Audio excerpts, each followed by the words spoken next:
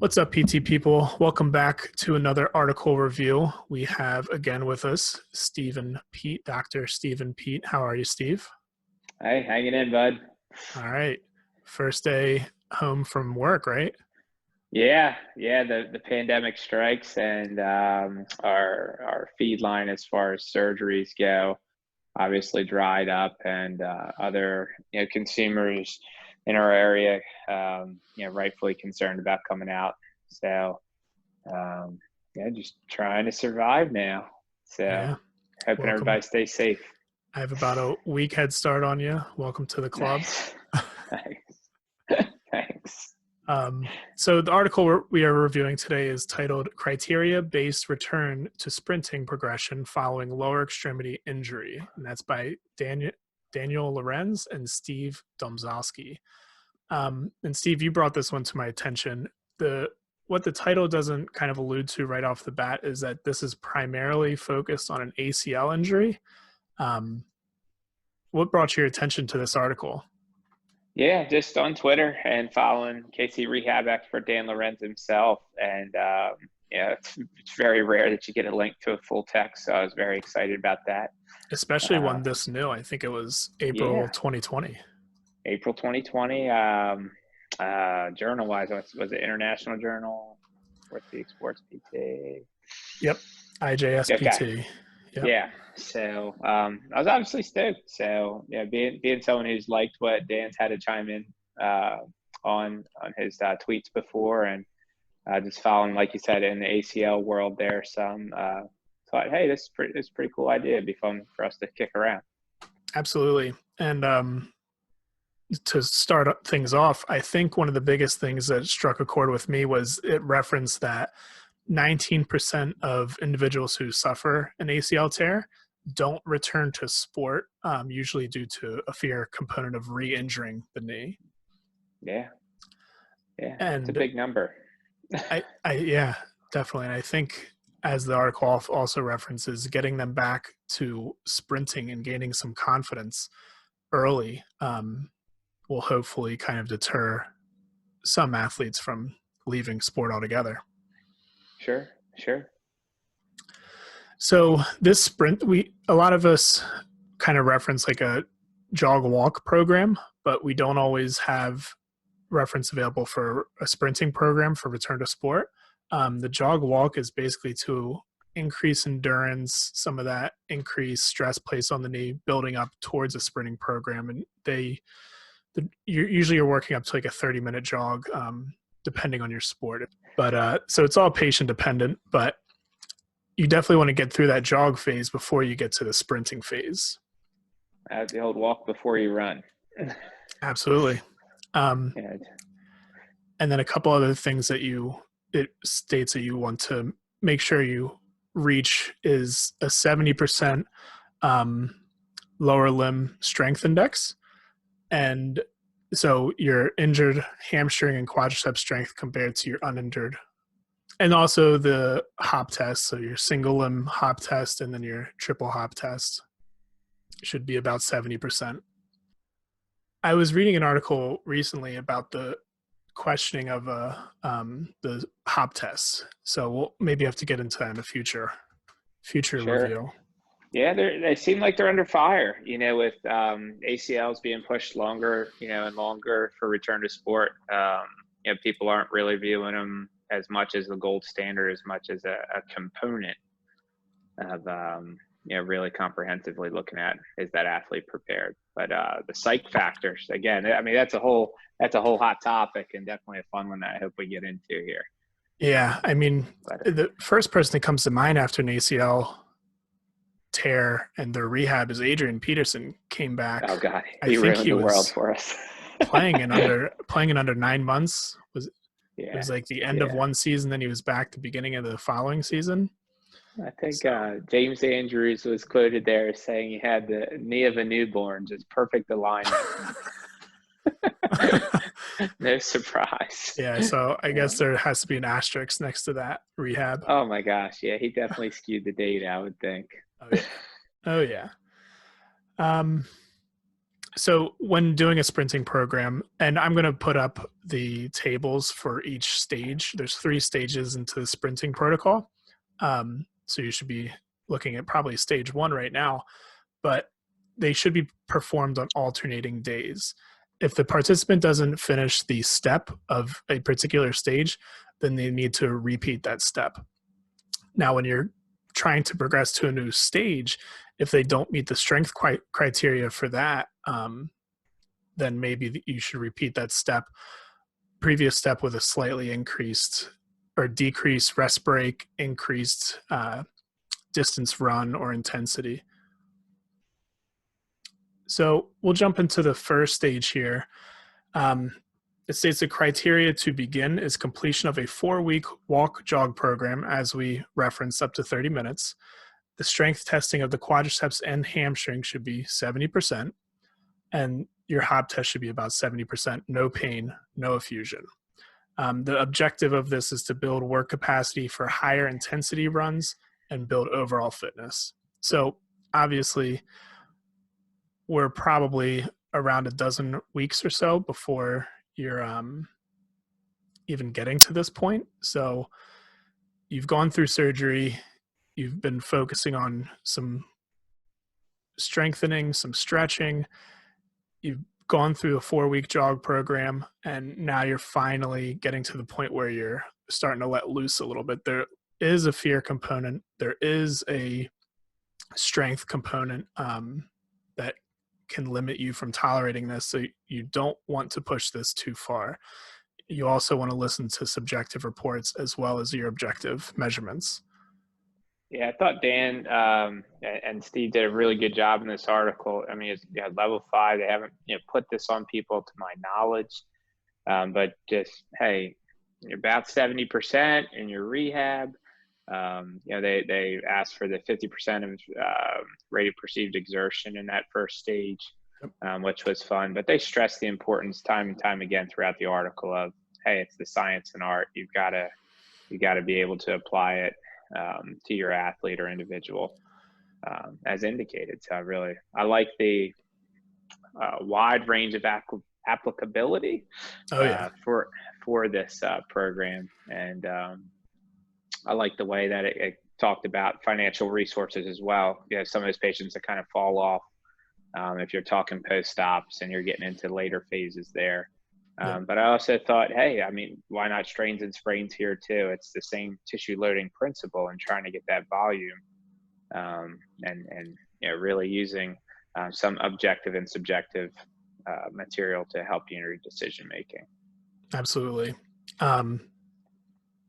And in the beginning, like we mentioned, it's a lower intensity, the 50% of perceived exertion, and the first 2 steps of the first stage are untimed. So it's full recovery. They're only ready when they say they're ready, and then they go to the next run. The progressing from the 30-minute jog to this, there's a lot lower volume, but the intensity is picked up, obviously. So the longest that any step or any one workout the athlete will have to run is about 3/4 of a mile. And that's only for one of the steps. Everything else is less to significantly less. I believe the final stage is about 500 yards, if I remember that correctly. Yeah, I'd have to peek back. There's a lot of 420. There's some good tables there. Yeah, the final 4 steps are all less than 500 yards. So, and there's about 10 runs to be performed, or actually over the 17 runs to be performed. So nothing really over 100 yards at any point. And again, that's going to be at that 50% exertion rate. So the big thing is just, it's almost as much of a physical guidance as there is that psychological component. Not everybody's going to be ready to just go run, especially if they are supposed to do it on their own. If you only have 24 visits a year and you're kind of finishing up the jogging program at that time, it's time for them to go. There's got to be a lot of education. Maybe they can get a hold of their athletic trainer at school to kind of help guide them through this. got to take some baby steps here. Sure. And during this, the second 2 steps of the first stage, the athlete is asked to keep a 1-to-3 work-rest ratio. So if it takes you 10 seconds to run, you get a 30-second break.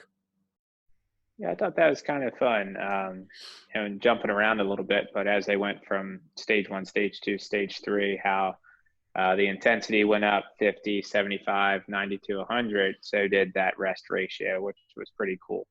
Absolutely. It's like lions or tigers. They move real quick for a short period of time, and then they're laying around doing nothing. Shout out to the Tiger King. Oh God. I had to teach a 6-year-old about cheetahs today. They rest 30 minutes after a hunt before they eat. There you go. It's like swimming. They're moving 67 miles an hour. So it's pretty amazing. There you go. Amazing animals. And with that, we are on to stage 2. So the criteria to begin stage 2 is obviously completion of stage 1. And then all of the strength and functional testing, your hops and your quadricep hamstring strength must be 80 to 85% of the non-involved leg. And you're trying to build more repeatable sprint ability. They're educated to run about 75% of your max effort. So don't reach that top gear, but definitely harder than stage 1. Yeah, that's a hard one too. I know, with some coaching of youth sports, you tell an athlete 50%, they're probably going to get 75. You tell them 75, they're going closer to 100. And it's easy to know you're all out and you're sandbagging, but those in betweens can be tricky. So something that I didn't see it talk about, but just looking at either like a rate of perceived exertion or a heart rate, exactly, as far as you're monitoring your own self exercise exertion there. So and recovery. I mean, more and more people have smartwatches now. So if you don't have the heart rate, the chest strap heart rate monitor, or a different type of watch, you might have a pulse ox, so you can get that heart rate and figure out their max flat heart out rate. Check it. Yeah, flat out check it. You get a stopwatch in your wrist and Steve, this is 2020. Let's demand some technology here. Shout out to the Apple Watch. Definitely a data geek. So I love looking at the metrics. Anything to analyze. And so jumping back to stage 1 real quick, there's 4 steps.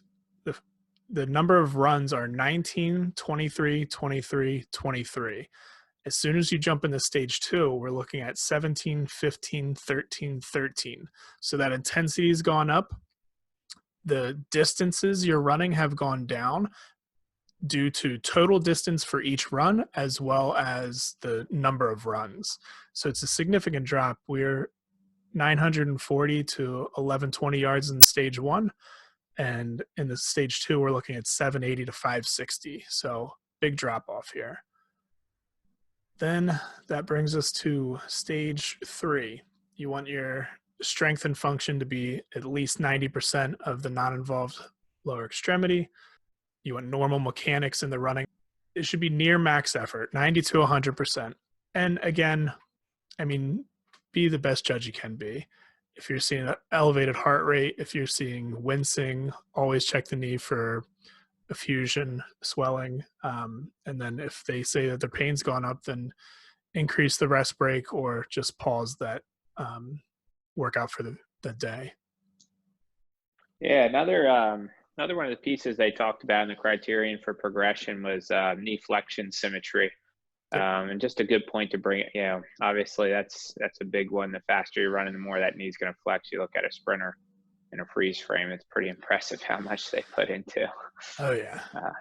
And so having that available range with good quality is something they pointed out as high importance, and totally agree. And you also want to check quadricep flexibility as well. You don't want to check their knee flexion just in hook lying or supine. You get them in prone because they're going to have that hip extended during the kickback and with that knee bend. So you got to make sure that knee quadricep flexibility is there as well as the knee range of motion. Steve, I've seen you run. You get that leg back there. You've got such a long stride going. I can get Thanks for away with a little noticing. bit. Yeah. I can get away with a little bit of quadriceps tightness, but with my Yeah. gait, but not you. You got Yeah. some flexible quadriceps. You got to run your stride is what I believe. Yeah, Right. yeah, definitely. And then in this phase, most of the runs are less than 30 yards. We're looking at a total distance of 490 to 420 between the 4 steps. And similar to the first 2 steps of the first stage, in the first 2 steps of the third stage, we're looking for full subjective recovery rather than a work to rest ratio. But in the last 2, it's kind of all out. That's really the last test. They've got to hit those numbers. And again, if we're talking about an offensive lineman versus a wide receiver, make the judgment on your own. But that's probably going to come more into effect in the stage 1 when you're running 100 yards. If you're a 300-pound lineman, you should be able to do that, but you're not going to be doing it all the time. So is that necessary to return to your sport? And especially with the rest ratio that's required, maybe not. And then once you've cleared that 4th step of the 3rd stage, you should be returning to sport and you're off to the races.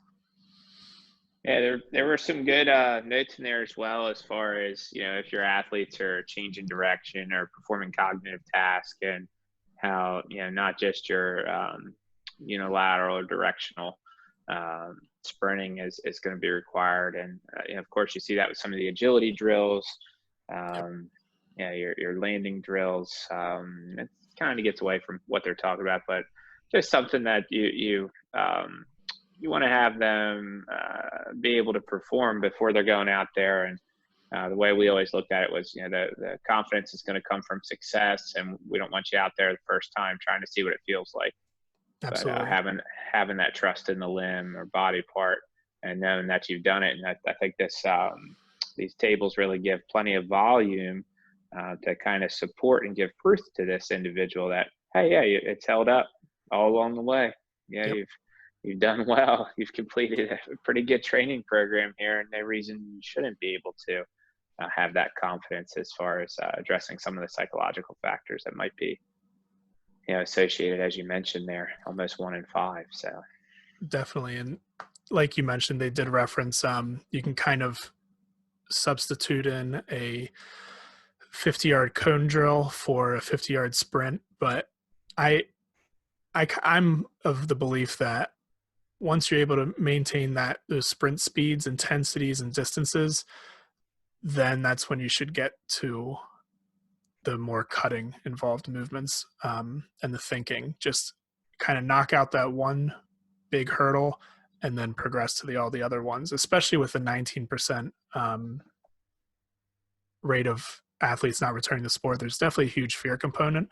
And again, I think this is going to be based off your particular athlete. So if they're ready to do those things, then go for it.